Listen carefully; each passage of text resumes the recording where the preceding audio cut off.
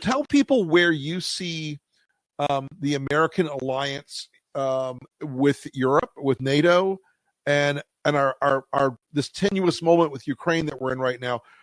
How do you see this playing out in the coming days and weeks? We're in a pretty dangerous spot because, the first Trump administration, the Europeans, and there were sensible Americans who also convinced the Europeans of this, but the Europeans were able to convince themselves to say, this is a one-off, it's a fluke.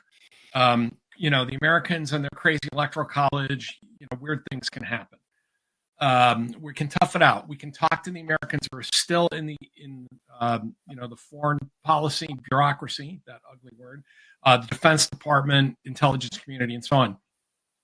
This time, I think the Europeans are saying, look, this is just the world we have to live in now. And not because the majority of Americans don't care about their European allies, right, but because the American people, I think the Europeans are saying the American people can kind of go bonkers on occasion and produce just enough votes in just enough states to get these outcomes.